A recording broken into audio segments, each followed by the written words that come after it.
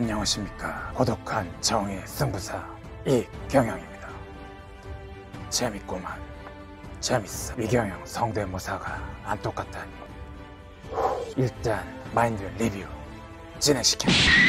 총 상금 500만원에 제9회 브런치북 출간 프로젝트가 시작됐습니다. 브런치북 출간 프로젝트에도 기출문제가 있습니다. 브런치북 출간 프로젝트의 기출문제, 모범 답안, 최고의 레퍼런스 무엇일까요? 브런치북 출간 프로젝트 대상을 받았던 작품들입니다. 작년에도 총 10개의 작품들이 500만원 상금을 받고 출간이 됐는데요. 어떤 작품들인지, 도대체 500만원 상금을 받은 그 사람들은 누군지, 그 작가들은 어떻게 소재를 발굴을 했고 어떤 고객들을 타겟팅해서 기획했는지 낱낱이 설명해 드리도록 하겠습니다. 매파자 하 제8회 브런치북 출간 프로젝트 대상 작품에 대해서 분석해 드리겠습니다.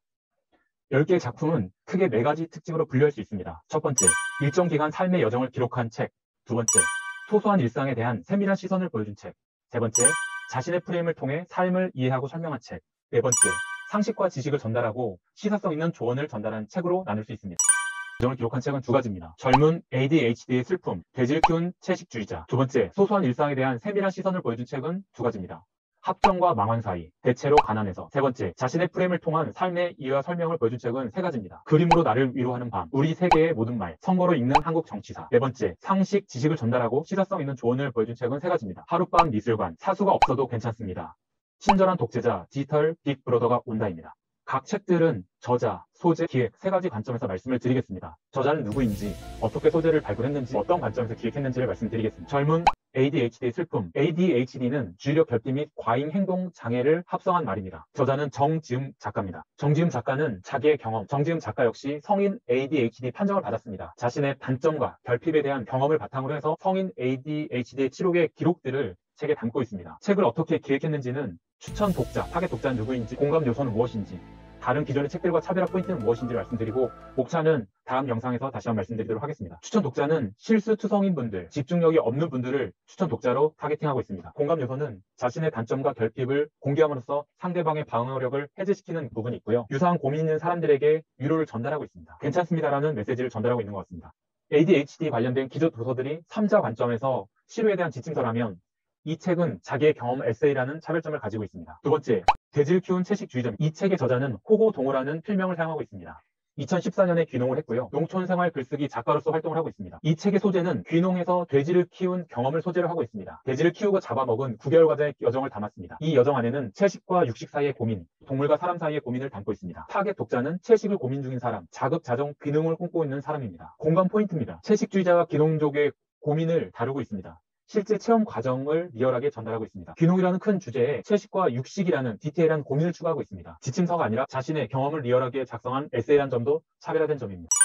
두 번째 주제는 소소한 일상에 대한 세밀한 시선입니다. 첫 번째 도서로 합정과 망언 사이라는 책입니다. 저자는 유이영 작가고요. 신문 기자입니다. 본인을 동시대 여성들의 삶을 견눈질하는 관찰자로서 소개하고 있습니다. 책의 내용은 자신의 거주 공간인 합정이라는 망언이란 그 공간에 대해서 관찰하고 그 주변의 소소한 이야기들을 담고 있습니다. 공간 포인트입니다. 이대역, 합정이라는 트렌디한 상징적 공간에 대한 이야기입니다. 저 공간에는 무슨 일이 일어나고 있을까? 일반 사람들은 궁금한 동네입니다. 핫한 동네의 일상적인 소소한 공간들의 이야기를 다루고 있습니다. 타겟 독자는 남의 동네의 소소한 일상을 들여다보고 싶은 사람, 1인 가구들이 타겟 독자입니다. 차별화 포인트는 이 이야기는 여행기와 일기의 중간쯤이라고 할 수 있습니다. 소위 우리 동네 여행기라고 할 수 있겠습니다. 네 번째 책은 대체로 가난해서란 책입니다. 저자는 윤중가 작가입니다. 출판 편집자고요. 그림과 글을 쓰는 사람으로 자신을 소개하고 있습니다. 이 글의 소재는 자신의 처지와 상황입니다. 가난한 편집자의 삶을 보여주고 있습니다. 공감 포인트는 가난이라는 대중적인 소재를 선택했다는 것입니다. 가난이라는 이야기를 들으면 누구나 어릴 적 어려웠던 기억들이 한두 가지 소환될 수가 있습니다. 추천 독자는 돈은 없지만 마음은 여유롭고 싶은 사람, 그리고 가난하더라도 잘 사는 모습을 당당하게 말하고 싶은 사람들을 타겟 독자로 삼고 있습니다. 차별화 포인트는 작가가 그림을 그리는 만큼 글의 사파를 추가함으로써 시각적인 효과와 감정을 극대화시키고 있습니다.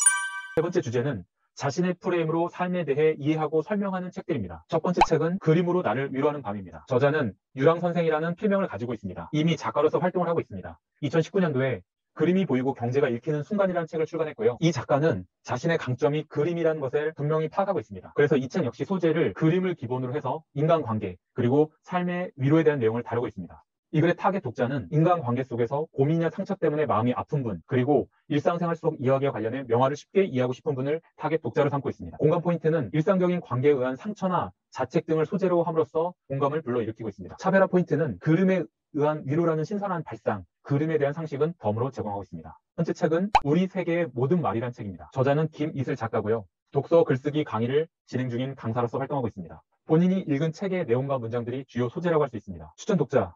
타겟 독자는 무슨 책을 읽어야 할지 막막한 분들이 첫 번째 독자고요. 두 번째, 사랑하는 친구와 오래 함께 읽고 싶은 분들이 두 번째 추천 독자입니다. 차별화 포인트입니다.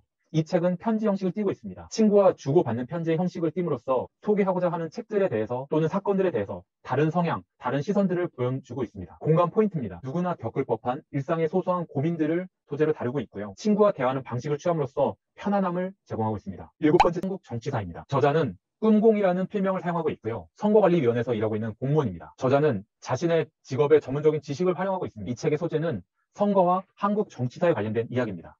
타겟 독자는 선거를 통해 격동과 파란의 한국 현대사를 이해하고 싶은 분들, 그리고 어떤 드라마보다 더 흥미진진한 한국 정치사를 알고 싶은 분들을 타겟 독자로 삼고 있습니다. 공감 포인트입니다. 정치에 관심 있는 사람들에게 격동의 현대사를 스토리텔링 방식으로 설명함으로써 재미를 전달하고 있습니다. 차별화 포인트입니다. 현대사의 흐름을 선거라는 프레임으로 설명을 하고 있습니다. 각 시대의 변곡점들을 선거로서 설명을 하고 있습니다. 네 번째 주제는 상식, 지식을 전달하고 시사성 있는 조언을 전달하고 있는 책입니다. 8번째 책은 하룻밤 미술관입니다. 저자는 이원율 작가고요. 직업은 기자입니다. 이 책에서는 25명의 주요 동서양 화가와 그림을 다루고 있습니다. 타겟 독자는 생애 첫 교양 미술책을 찾고 있는 사람, 동서양 화가 25명을 알고 있는 사람을 타겟 독자로 삼았습니다. 공감 포인트입니다. 미술, 그림에 대한 교양을 쌓고 싶은 사람들에게 첫 교양 미술책이라는 의미를 부여하고 있고요. 두 번째, 스토리텔링 방식으로 이야기를 풀어나가고 있습니다. 차별화 요소 역시 스토리텔링 방식으로 야사 느낌으로 그림에 얽힌 뒷이야기를 소개하고 해설해주고 있다는 점입니다. 9번째 책은 사수가 없어도 괜찮습니다라는 책입니다. 저자는 이진선 작가이고요. 글 쓰는 디자이너입니다. 이 책의 소재는 성장을 위한 독학 방법입니다. 마인드, 태도, 읽기와 쓰기 등에 대해 말하고 있습니다. 타겟 독자는 사수 없이 일하며 고군분투하는 직장인, 지금 하는 일에 확신이 없는 사회 초년생을 타겟으로 하고 있습니다. 공감 포인트는 부실한 가이드, 부실한 사수들 때문에 직장생활에서 느끼는 애로사항을 다루고 있고요. 독학의 방법을 체계적으로 설명하고 있습니다. 차별화 포인트는 땡땡하는 방법이란 설명이 아니라 사수가 없다라는 문제점을 부각함으로써 공감을 극대화하고 있다는 점입니다. 마지막 10번째 책은 친절한 독재자, 디지털 빅브로더 온다입니다. 이 책의 저자는 한중섭 작가입니다. 이미 출간 작가로서 활동을 하고 있습니다. 애널리스트와 100억짜리 식사, 사실 바쁘게 산다고 해결되진 않아 라는 책을 출간했습니다. 이 책은 디지털 시대의 감시 사회를 소재로 다루고 있습니다. 프라이버시 침해 위험성도 이야기하고 있습니다. 추천 독자는 포스트 코로나 시대에 관심 있는 분들, 감시 사회와 프라이버시에 관심 있는 분들이 타겟 독자입니다. 포인트는 일상생활에서 누구나 겪고 있는 디지털 감시 등을 이야기하고 있다는 점입니다. 차별화 포인트는 조지 오웰의 1984에 나왔던 빅브라더라는 친숙한 표현을 사용하고 있다는 점입니다. 신 빅브라더의 탄생, 횡포, 진화, 대응까지 체계적으로 잘 설명해내고 있습니다. 지금까지 제8회 브런치북 프로젝트 대상에 대해서 말씀드렸습니다. 매파자 여러분들께서 책을 기획하실 때는 3가지 관점을 생각해야 됩니다. 첫 번째, 저자. 두 번째, 소재. 세 번째, 기획. 기획에는 독자들이 포함되어 있습니다. 브런치북 출간 프로젝트를 준비하고 있는 분들이라면 이 3가지 관점을 기준으로 해서 작년 대상 작품 중에서 나와 가장 결이 맞는 작품을 참고하셔서 그 기획을 성대모사하는 것처럼 따라 해본다면 좋은 작품이 나올 수 있다고 생각합니다. 여러분의 도전을 기원하겠습니다. 제8회 브런치북 대상 작품 리뷰 재밌었나? 이렇게 열심히 준비했는데 재미없었다니 겁나 고독하구만. 어쨌든 제9회 브런치북 출간 프로젝트 준비 진행시켜.